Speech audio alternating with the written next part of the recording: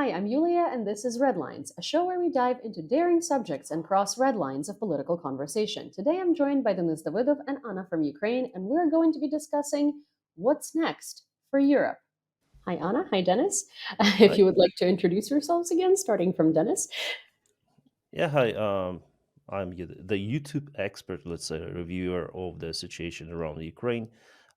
Dennis, I have my big YouTube channel. Nice to meet you guys. And yeah, hello. My name is Anna. I'm from Ukraine. I'm in Ukraine, and I'm always happy to tell more about my beautiful country in these very challenging times. And I also feel the need to explain some dark realities about our neighbor Russia for you to be protected against their fakes. Awesome. Well, it's great to have you here again, guys. I almost feel like you don't need an introduction anymore, but might as well refresh people's memories. So, Zelensky gave out a speech really recently to the people of Europe, and he spoke a little bit about, I guess, the American choice of the president, saying that, it doesn't really matter who's getting elected. It's just that America needs to be new and America needs to be stronger and play into the strength of Europe. And I wonder what your thoughts on it are, because I think European leaders are very scared with the choice of the president in America because it seems like he's not necessarily very pro-European and does seem to take a policy of separating America from Europe and kind of like maybe not ending the allyship but moving away from there. Okay, let's start from me probably. Um, I monitored the election and the election campaign of Donald Trump and streamed the elections. What's interesting result for now? From what I see and from world sees that Trump is definitely the unpredicted choice for Ukraine and for our European allies. And after all, it shows that Europe should be more independent from the United States and form its own, I would say, army. There are some of the voices are now heard from the European politicians that it should have been done long time ago to be less dependent on protection from the United States. And probably now Europe has the choice and some turn push to start to actively think about it. We also see how Poland is now concentrated on its own defense. They're preparing the border, some barricades at the border with Belarus. So I think that in some way it could be the push. And after all, we don't know how Donald Trump behaves. As I say to you, it's unpredicted. No one knows. Zelensky also in his latest speech say that no one knows how Donald Trump may behave. And I don't think that really Donald Trump is pro-Ukrainian or pro-Russian or pro-American. He has his own policy. He's pro-Trump, and whether his interest fits nowadays the Ukrainian policy or Russian uh, depends on the weather. Let's say his mood may change in at any time, but we understand that his policy will be not as, let's say, clumsy as it was under Biden's administration. And Ukraine obtained just a limited amount of the weaponry, enough, barely enough to hold the front lines, or nowadays not enough to hold the front lines. So Ukraine needed more. And if we are lucky enough, probably it may turn out that Donald Trump may or his administration may follow this step in escalation from the West, because now only Russia can escalate with North Korean soldiers and on the front lines in general. So it's actually gambling. That's my idea as I see it. I am sure that the European leaders are concerned, and they've met in Budapest to express these concerns. And obviously, the decision for all of us to be stronger than we were yesterday is always a good choice, with Russia still being a country. Of course, I think that the only way to end this evil is in unity. It's unavoidable for all the democratic countries to stand together, as Iran, China, North Korea, and Russia do right now. And even after some tries, maybe to separate the ways, we will be forced to unite again. But the very idea that, let's say, EU member states should spend more of their GDP on defense, that we should know more about each other's eagerness and ability to protect Europe is definitely good. But I would like it not to be like the United States does not know us anymore and so on, but more of this like everyone wants to be the best version of itself.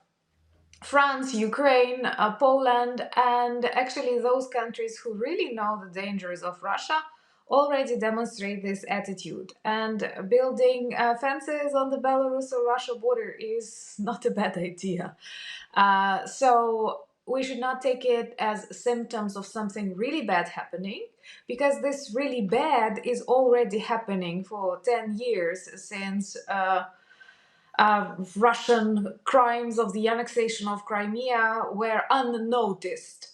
So, what many people forget from outside Ukraine that we are shelled on a daily basis. Look what happened tonight in Kyiv. It's not like it will start happening to us tomorrow. It is already our reality, and there are lots of lessons that we have learned, and hopefully others will do it on our example, not on their own. Interesting. I wanted to come back to something that Dennis was saying, is that, Europe needs to be independent and Europe needs to start sort of entering a wartime economy, because I agree with that quite a bit. And I think that that's something that should have happened 2.5 years ago, especially since the US has been a volatile partner and now will not be now will be a way more volatile partner.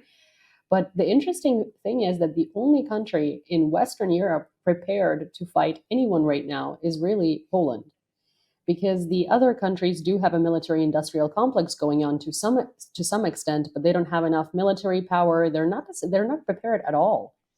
So it's a very interesting sort of thought, because on the one hand you would think that they can just improve their defenses, but in reality they need to start from ground zero, right? Yep, agree. Poland really invests a lot into its army. They signed a contract with South Korea for the tanks, for artillery. Now this year they signed a contract with the United States for more than 100 HIMARS. They're really looking into it this year, so they're looking to obtain lots of the military, and they invest more than 2% of GDP, as rhetorics was from Donald Trump's side before elections, that if countries do not invest 2% of the GDP, United States will not protect them.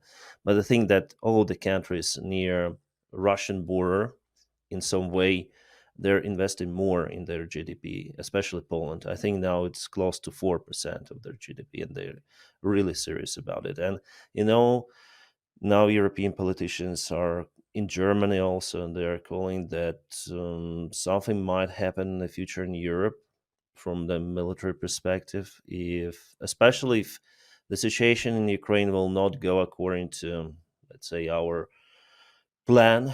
If Russia will be in some way successful there, they may look for the other countries, but I hope they will not be successful in Ukraine. And I think that after all, United States will support in some certain way Ukraine, because just imagine the reputational loss for example, for Donald Trump himself if Russia enters Odessa, Kharkiv, and so on. So it will be a big downside mm, for his let's say mood, for his in general, for his behavior as the defender of the democratic world, because after all he positioned himself as the problem solver. And if he let Russia to attack Ukraine more, I don't think it's a bright side of his for the next elections. If yeah, he will not take the part in those, but still he represents his party, and it Oh will be no, a if downshift. Yeah. he if he's alive, he's going to be taking part in those. You believe me when I say it. I mean, he's old, like he's 78 right now. He's the oldest elected United States president. I don't think that he will run after all because of this condition. Well, no, if he's alive, he's gonna run. The one thing about Donald Trump is that he is incredibly egocentric, And one thing that he cares about is lining his pockets. And I think that is actually the only thing he cares about while in his presidency. That's my personal opinion, but based on, years and years of living under Trump and living in America that's scared of Trump and America that wants Trump to be president. I will say that I don't think that military support for Ukraine will stop completely, because the military industrial complex in America makes a lot of money Yeah.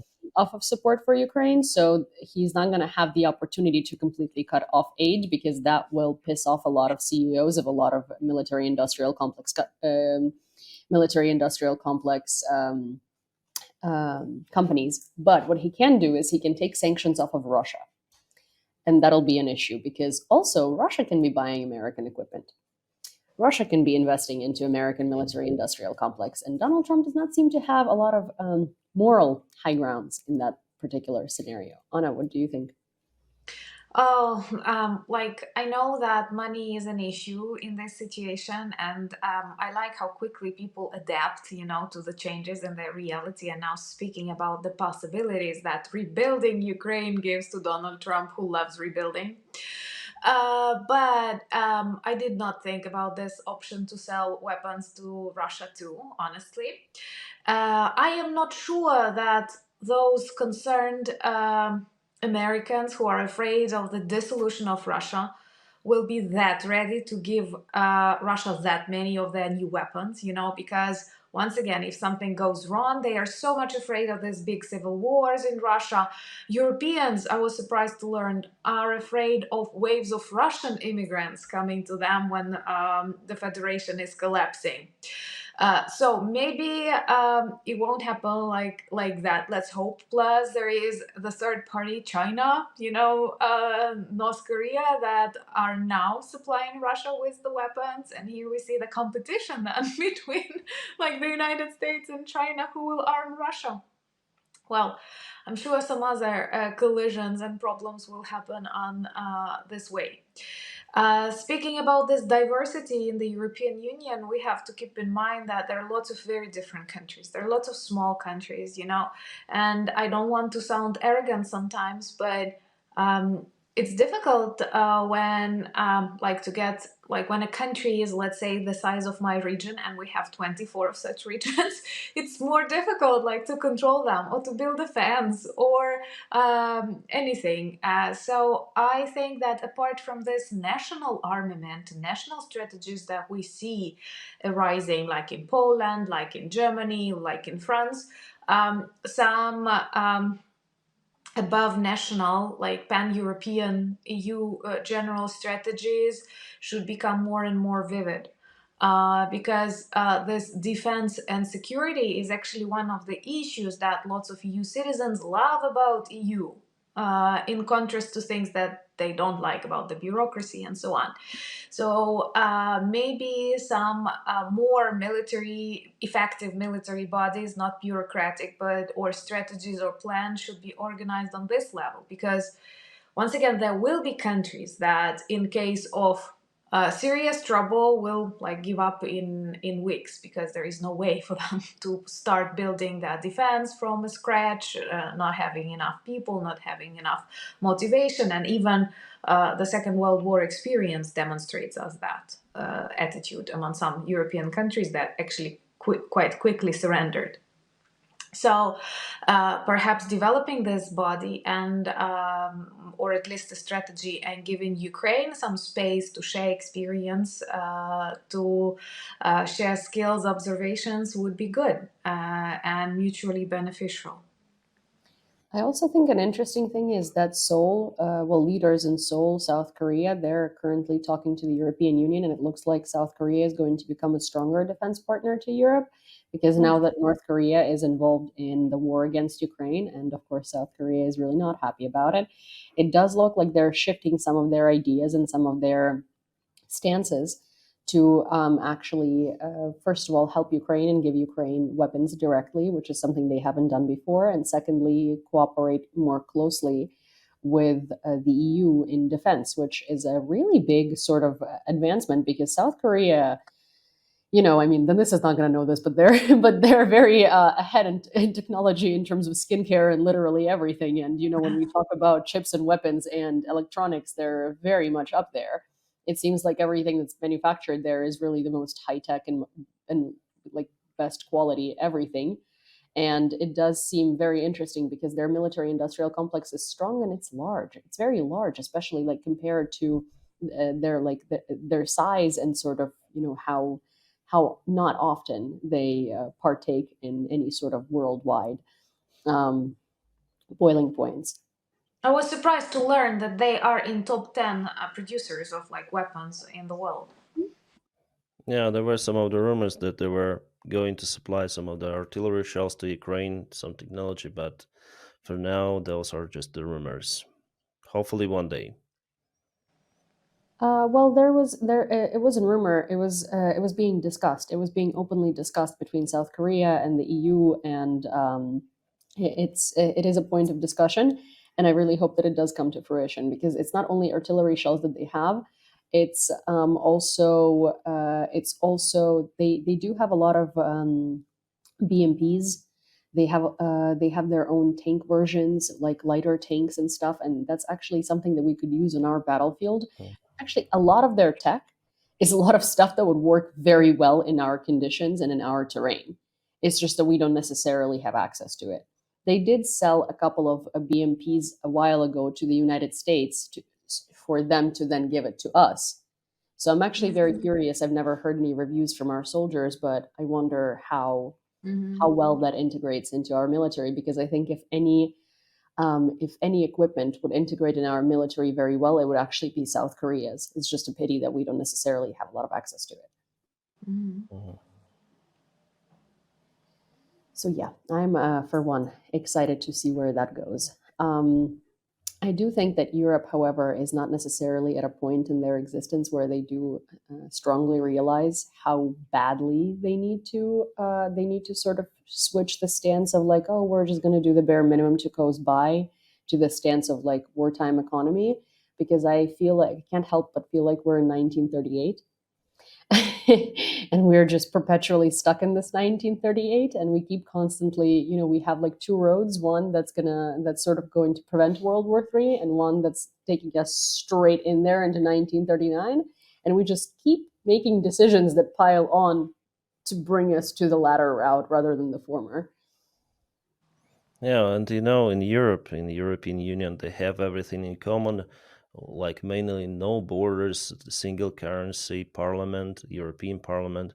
But so they have all the institutions for the government of the unity, but they don't have the army, common army, like united army. So I think it's the bad stuff after all. I think they should come out with some sort of solution to be still the part of NATO, but in separate union, um, coordinated. Because as Anna said, that there could be, in the worst case scenario, disorganization. Some countries may defend in different ways, so there should be the common way to defend Europe itself. And also, Ukraine should benefit from it as well, because Ukraine is the only army, actually, uh, pro European army, pro Western army, which got the military experience. Yeah, exactly. And especially defense military experience in their own territory. The interesting thing is that, yeah, I agree with you actually that these countries need to learn how to like how to defend Europe separately, because so here's the thing, right? There is the North Atlantic Alliance, which is NATO. But the interesting thing about it is that it was formed almost 100 years ago, right? Every 100 years, world dynamics change significantly. And from what we're seeing right now, world dynamics do change significantly. And whether it's Donald Trump or not Donald Trump, I mean, he does talk about taking the US out of NATO and pulling back support for Europe and all of this stuff, right? But that's also like taking away my personal idea of him as a president. That's also just pointing to how the world is changing and the world's priorities are changing in terms of each other. We're seeing like the axis of evil form, right, which is dictatorships coming together. So in reality, when NATO was formed, it was formed against a different threat, sort of. And now we have we had like sort of a bipolar world, and now it goes into like a multipolar world of different threats from different places concentrated onto different things. And we're not only seeing like two power dynamics in the world, we're seeing multiple. And these power dynamics are fighting each other, which is why I always say World War III, because I'm not just saying it because, oh my gosh, no, there are, Shahed drones falling on my head. It's because it's very clear that the world and geopolitics in the world is reaching this boiling point where things are also not anything like we're used to seeing them. So I personally think that, and this is a controversial opinion, but I think that NATO kind of outlived itself.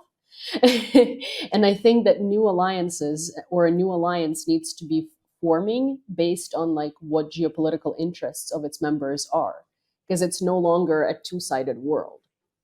Yeah, NATO is quite limited, and we saw like it's a very bureaucratic organization. It became so bureaucratic, and it's limited for the geographic. Like we have many allies also in Asia, like you said, South Korea as well. So NATO is limited in support of that country. For example, they have separate agreements with the United States, but after all, I think there should be a world global union and separate like departments, European department, North American department of the military organization. Otherwise, yeah, now there is the threat from China, yeah, towards Taiwan, and we see how dictators are rising around and they are united.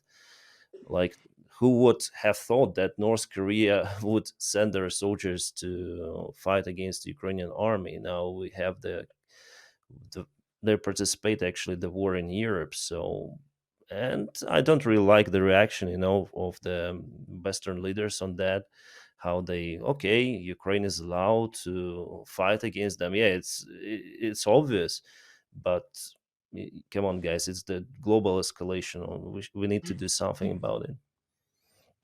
Yeah, I mean, it's sort of tensions are rising, right? Like it's almost, I feel like I'm almost looking at a pot of boiling water and it's like, it's simmering and it's been simmering for a while. And it's very evident that it's going to boil over at some point. Yula, I think it is an extremely valuable thought that you have just expressed, that it is a totally different world with totally different wars and conflicts.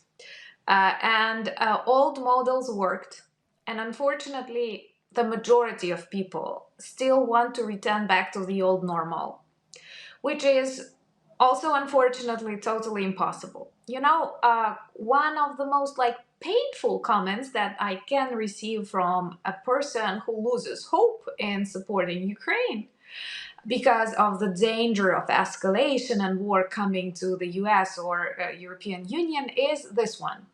Okay, it was bad when Soviet Union existed. Perhaps it was bad for you to be inside the Soviet Union, but we live the same life we live now. And for that particular person, for example, return of Ukraine to the Soviet Union reconstructed by Putin is not a that big tragedy in contrast to the Third World War that they hope they are avoiding. And all because they think in these old terms that you can return back to the Cold War, 0 to 0 or something like that. When the world has become so multifocal, and what is more weird, there are alliances between, for example, we can be together supporting one country, we can be enemies supporting the other. So it's not just like about you are either pro-Western or pro-Eastern. No, there are so many things that you can stand for, and at the same time contradict your ally in something different. Plus, I will be, once again, I might sound arrogant, but much of the experience that foreign soldiers have, and they often report that to Ukrainian soldiers whom they come to train, is with also fighting less technologically advanced nations, or not nations at all, but groups of terrorists somewhere in the mountains with no electricity supply, no spy satellites. They cannot imagine battlefields with 12 tanks coming in that direction. It's really difficult for them to imagine an enemy aviation flying their cities, not once a desert somewhere in the abandoned part of the world. And there are some geographical climate peculiarities. I love it how many foreigners expressed concerns about Ukrainian soldiers in Kursk, because in Russia they have very severe winters. Guys, Kursk is literally the same as Sumy for us. So for Ukrainian soldiers, it's different than for, let's say, a Brazilian soldier. It's a kind of like winter is bad, but it's just our winter. We know what happens in winter. But we don't know what happens in a desert. We don't know how to fight in Asia, for example, in Southern or Northern Korea. It's totally different. And that is why this multi-focal experience is so much needed. And expertise. Because the way Ukrainians unfortunately know Russia, nobody does. And I'm sure that Denise and you, Yulia, experience that quite often. I keep silence when some quite respectable experts who have never been to Russia, Ukraine, Soviet Union have very, like 100%, they are sure of something. And just by your citizen experience, no, it's not like that. No, it's not the right conclusion. No. And it's extremely important for us to unite in different way, and definitely to learn from each other's experience, forgetting this, like, oh, you're still coming from the Eastern Bloc, we are a bit afraid of communism, when we are actually fighting the communism right now. Yeah, it's also a matter of education, of the people. Well, education Right. and lived experience, I also find it very interesting when there is a serious Western expert who was alive longer than I was and tells me that I don't understand anything about the Soviet Union because I wasn't alive then. Meanwhile, while they were alive during the Soviet Union, they were 15 and on their couch in America watching TV and eating cereal. I lived the direct consequences of the Soviet Union and my parents lived through it. Thank you. I think I understand a little more about it than you do. So it's kind of it's that type of thing where experiences that are lived are obviously a lot more understandable to people. It's the same as I think Anna said it, that people that NATO doesn't necessarily know how to fight armed armies, because the reality of NATO's defense is they have not really spent a lot of time fighting, they have spent a lot of time enforcing. Because one of my favorite sort of quotes, and it's a really crappy quote, but it's one of my favorite quotes from my friends, that was a pretty high postulated general in the American Marines, and he came here sort of to fight for Ukraine. And he's fighting on the battlefield, and he was calling his friend, and the friend was like, it was in the beginning of the invasion too, and he was like, what is it like to fight in Ukraine? And he's like, well, remember those goons with like brooms for guns and no ammunition and no proper clothing that we used to shoot in Afghanistan? And he's like, yeah. He's like, we're those goons. So it's he's like, we're running around with broomsticks for guns and like wearing flip-flops, because that's kind of like what we have. As I mean, it's an exaggeration, right? But the idea is that NATO is not prepared for a real war. NATO is not prepared for World War III. They have the equipment, they don't have the knowledge at all. Because in reality, all of their militaries are trained on a lot more inferior opponent. And I mean so inferior, right? Because again, they're not fighting, they're enforcing. They're kind of presiding over nations that never stand a chance in fighting them, while Ukraine actually has the experience of fighting a world war. I agree totally. Especially, then we see the modern war with all of those drones. I don't see those technologies fully introduced in NATO nowadays. They're just follow their old standards. They try to do it, but it should be a dramatic change, not what we see right now. Unfortunately, our enemy learns more now than NATO. They learn on their skin, and Russian army nowadays is not the Russian army as it was in 2022 with those schmobiks. No, it's totally different one. And now they're, unfortunately, because of that, they're taking the ground as well. So they invest lots in their military production, in their drones. They actually produce more FPV drones now, I think, with the help of China. So, and NATO is not working in that sphere. I don't see it like fully established in their army. Drones are now built in Russia, in China, in Iran. Like in Ukraine, thank God, but not to that extent. And it this war is super dynamic, with artificial intelligence making decisions, with lots of like satellite images, with lots of very like creativity that is born on the ground in the trenches. Well, yeah. And Did you hear that Russia helped Iran launch a satellite that is now going to be showing Iran images? Yeah, That's heartwarming. That's yeah. heartwarming to know. The thing that dictators cooperate in much faster way compared to our Western society, Because which they is, don't have bureaucracy. They don't have yeah, they don't people have voting. bureaucracy. Agree. Yeah. Yeah, they don't have people voting. They don't have parties arguing. It's just, one man says yes and it goes.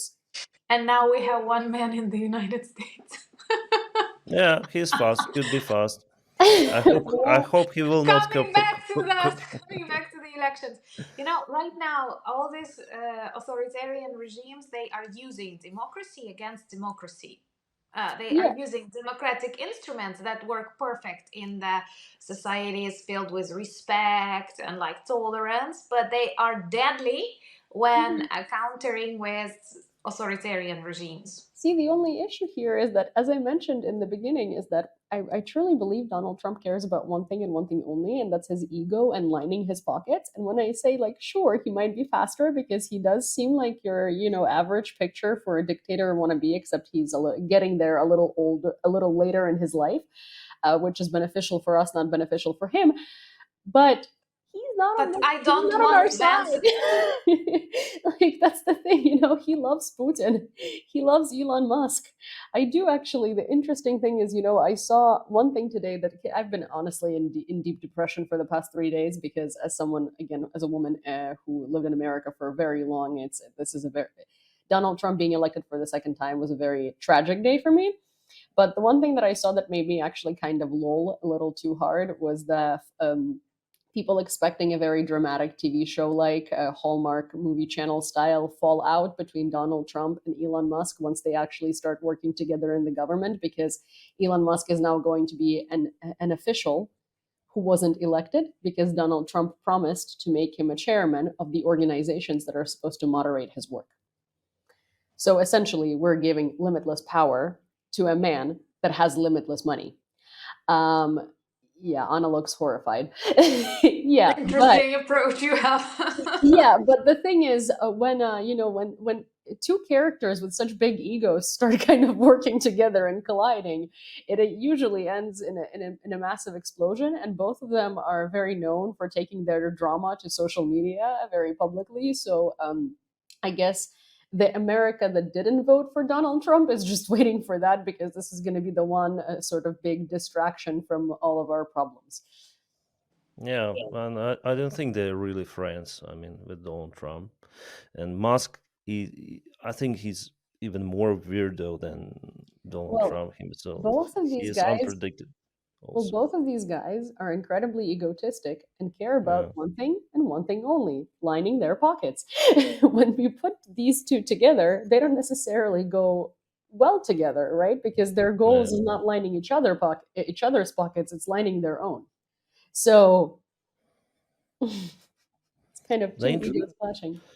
the interesting thing that they have like Congress, they have Senate, they have presidential elections won. So Yes, simply they have a huge leverage now, and also the Supreme Court is full of the Trump members, like the judges who were positioned there by the Trump, and I think that he may renew some of them for them to rule longer.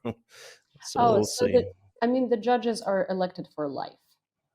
Ah, for life. So you Okay, I don't see. need to I renew mean, them. In fact, I mean to get younger judges. so yeah, the thing is, there are two judges that are very old. It's Alito, Mhm. I believe, Alito and Thomas, and they're technically.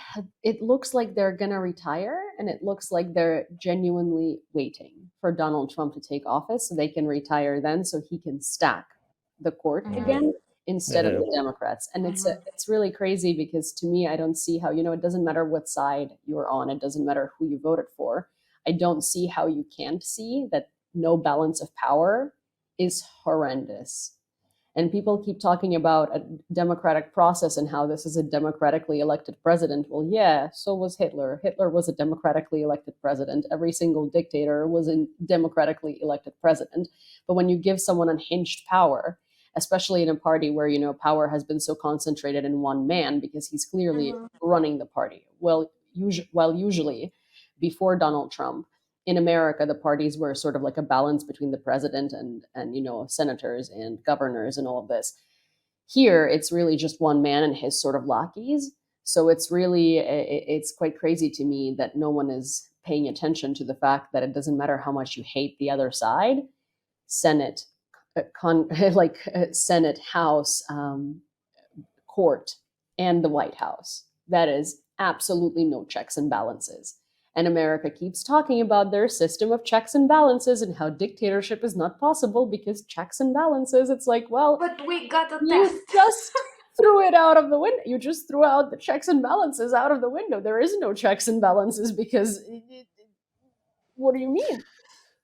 But the system was like still majority voted. So the democracy worked in a way it worked. So maybe it's not ideal, but yeah, we have what we have. Like those We were can the elections. Like we can complain, yeah, but those were definitely like Trump got like It's really funny because you are the fourth person that I've spoken to in the geopolitics world that literally said we have what we have as a reaction to the American election. And I think that sort of explains the world's reaction to it. No one's like, oh, great, or oh, no one just knows what to say. So they're just like, it is what it is. And we have to learn to work with it. I do think that Zelensky's approach to it is like quite brilliant, honestly, because he is kind of, he was one of the first people to congratulate Donald Trump. He's very complimentary without sort of being a little too much, right? He is working with he's excited to start working with the new administration. I'm sure he's genuinely very excited to start working with the new administration. But I think that he's putting in the work to sort of to get in there because yeah, I'm sure that Putin and Trump are not necessarily friends. Neither are Trump and Elon Musk. But the question is, a lot of people have seen that Putin is very interested in Donald Trump becoming president because, of course, he's deploying his bot farms and he's helping him informationally, whether Donald Trump is aware of it or not. I think the issue with discussing this, especially with people on the right side of the politics in the U.S., is that they assume that we are saying that Donald Trump is paid by Putin. I'm not saying that. I Yeah. don't think he is. But Putin definitely invests a lot of his money into bringing Donald Trump up. Bot farms, communities, advertisement, all of this type of stuff. So it is, for some reason, good for Putin if Trump becomes president, whether Trump is aware of it or not. And it's not because they're friends and Putin likes Trump, because Putin, this is not a thing in Putin's world. It's who's useful and who isn't, right? So that's a concerning part. The concerning part is that it's very evident that Russia wanted this, right? Yeah, yeah, And yeah. It's 100%. yeah, and Russia called in bomb threats on election day in several districts that are blue leaning in swing states. Russia, of course, Jill Stein seems to be like a very um, a very tailored Russian project in order to defer votes and stuff. So it's kind of what are we missing, and what is it that that appeals so much to Russia I th- in a Donald Trump? I think they are looking to destabilize the West, to unite it, to make it. I think the best scenario for Russia, after all, would be for Trump to lose the elections and some riots to appear in those, armed Republican states. That would be the best scenario for them. So now there will be the peaceful transition of power, but Russia is still interested in Trump as the main. So no one knows what to expect from him, and it could be like the worst case scenario for us. So yeah, and also the Trump's team is not like in our favor. Like we heard the rhetorics from JD Vance. Oh, that guy's is it's not pro-Ukrainian at all. And also Trump's son. Mm, yeah, it's it's not good for us in general. I mean, the Trump's team. The last team was actually the last Trump's team that was elected in 2016. Was better. Well, yeah, it was much better, and half of the team actually complained about the Trump later on. So Trump is not talking with them anymore. So there were some of the balances even in his team, but now I didn't see those. They are like Trump, Trump, Trump. We are following what you say. So there will Well, be yeah, no opposition in he his team surrounded today. himself by yes men, Yeah, exactly. yeah, And the yeah. reason why I'm choosing such careful language is because I feel like I'm usually incredibly headstrong about how I talk about Trump and how I talk about his government and how I talk about his ambitions. But that way, people who voted for Trump don't listen to me, of course, because obviously it seems like I just have a personal grudge, or I'm just disgruntled, or I'm Ukrainian, or whatever. But so I'm trying to speak about Trump from a perspective of trying to reason with people, all right, without being too headstrong, which is why I'm choosing a very sort of like mild language to talk about it, because I think there are a lot of things that are very evident that people just don't want to see. Because a lot of people that voted for him are actually staunch Ukraine supporters. And it kills me because they somehow think that Trump is good for Ukraine and that they're ignoring all of the statements that he's made and all of the statements that his family's made. And JD Vance, who literally said, and I quote, "I don't care what happens to Ukraine." You know, I maybe it will be my kind of psychotherapy that I do to myself. But JD Vance also said that Trump is a modern Hitler, Yeah, yeah. and he was totally against him. Another personal observation: have you met a politician who actually fulfills his election promises? uh, Typically, so I mean, there are a lot of people that say, Trump says a lot and then he doesn't do it. But the issue is that everything that Trump said and he didn't do was because we had checks and balances and a balance of power between the blue and the red. And um, unfortunately, the red states that have MAGA officials in them actually have yeah, fulfilled all of the things. I'm not saying that he will not do bad things, because there will be people who will reason him. But all because I like it, like when people are looking for this Trump's peace plan, and my favorite version, that he does not have any. You cannot find it because it does not exist. And it can change like 3 times per week. And I apply here the same logics as you when talking about Trump and Musk relationships. Do you trust Trump? No. Do you trust Putin? No. Can they trust each other? No.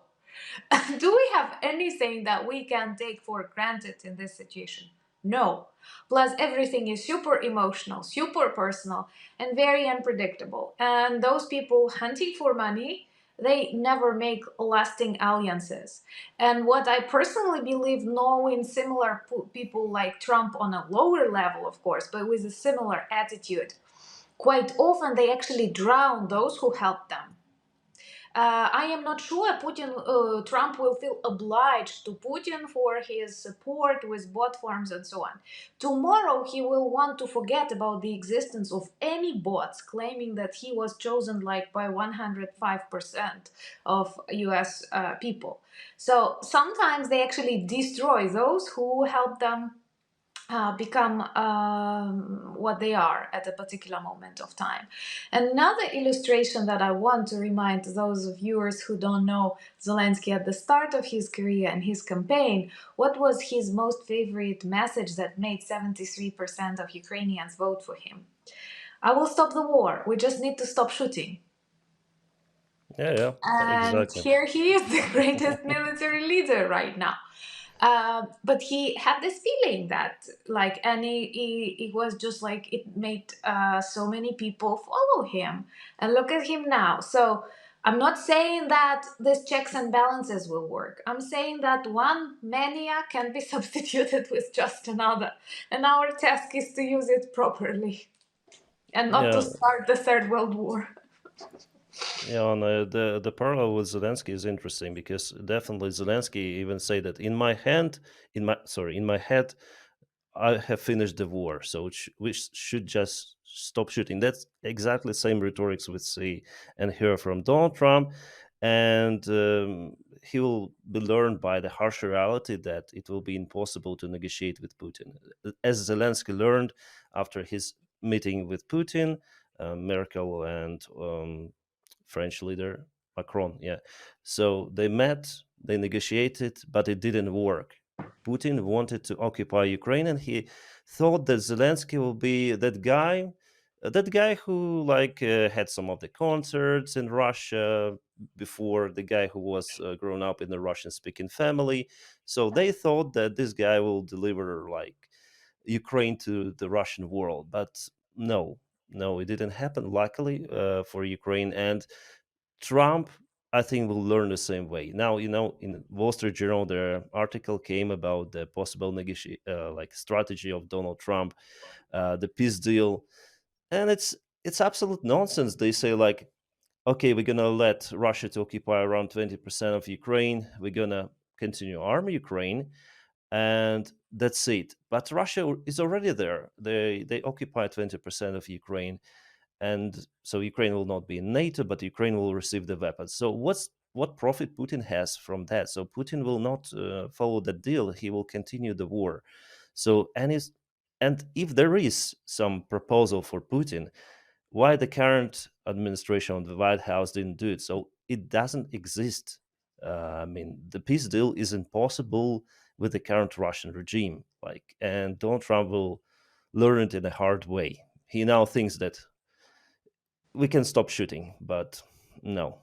Well, no, he thinks that Putin respects him and Putin is going to listen to him. I think that he's in for a very rude awakening Yeah, yeah, yeah, in that way, because Putin might want you to be president. That's not because he respects you.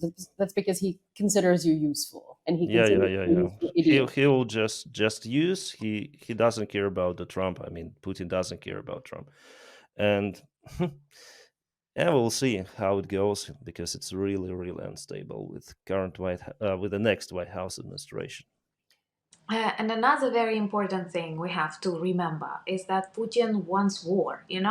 Even crazy Western leaders keep thinking that he wants peace, he wants deals, he had that. He had enough deals, he has enough, and he loves earning on war. Plus, war allows him to stay at power. And in my anxiety, I went even further and I started thinking what if Trump says, okay, didn't work out, let's have a look what happens there in Europe.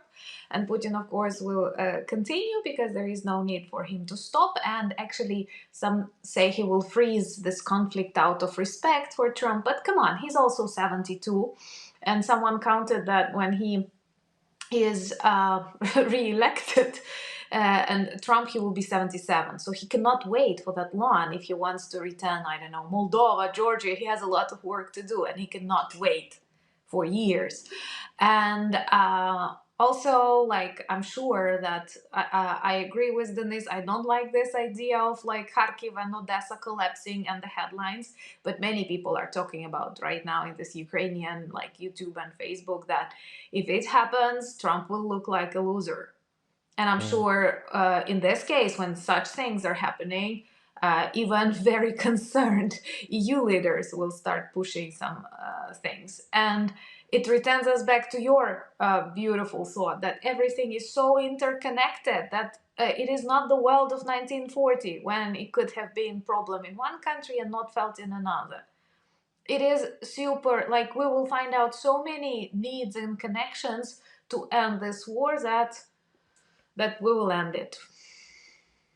Yeah, we live in globalism. Well, what do we take out of this conversation? I think one, Europe needs to stand its own ground, obviously. Two, no matter how catastrophic things may seem with America, America is a little in too deep to just get itself out from of all of their obligations within other countries. And also, yeah, Donald Trump is an egomaniac, and anything that makes him look bad is not going to be good for him. So, hey, Putin doesn't care for you. He thinks you're weak. I can't say this thing on air. So, Donald Trump, I think you should really invest your effort into being friends with Zelensky, even though he does look like he wants to vomit every single time he stands right next to you and you talk. But that's I'm sure you guys can get over it. I'm sure you can get over it. Any more senseless conclusions than I have just given? No, I think you said it right. It is very unpredictable what will happen, but here in Ukraine, years of war trained us to expect the worst, but to work hard for the best. And when I was reading this results of the votes, I was happy to learn about a naval base destroyed in Dagestan, about some of our personal Ukrainian achievements. And I think that a very dangerous thing is to actually stop believing in the victory or a possibility to defeat this evil. Because in general, when Russia attacked Ukraine and half a year before the start of the full-scale war, all of our best friends, really good people in Europe and in the United States, were sure we will collapse. And even the weapons they provided us with and helmets, they were for partisan war. No one expected we can do it. And we surprised the world, and we keep surprising them. So same things may happen here. And our task is not to lose our feeling of unity, our feeling of determination, because this can and will be defeated. Come on, I cannot honestly, with all this crimes and violence, I cannot take this lonely aging dictator Putin seriously. It is just these fans, these bunkers around him, craziness of nuclear weapons that make him seem like one. And in Russia, everything collapses very quickly. It seems like strong, strong, strong, and nothing. Just as the Soviet Union. It collapsed really quickly. And not because of protests, riots, or war, but because it was terminally ill. And Russia is terminally ill. Couldn't have said better. Yeah, agree. Yeah, couldn't have said it better myself, and that's what I was gonna say. And as it was said, every country has a disease. Russia's is incurable, so let's maybe cure ourselves from Russia. Well, thank you guys for having yet another amazing conversation, and of course, I'm always Thank looking you. forward to having you on this channel. Well, hopefully, this conversation inspired you to think differently about certain subjects as we usually aim to do. If you enjoyed this type of conversation and want to hear more like those, please don't forget to follow this channel. Also, give this video a like and send it to a friend because you never know who else might be inspired. And of course, please leave your comments, questions, and suggestions because I appreciate all of them and they help me tailor next episodes to your liking. Till next time.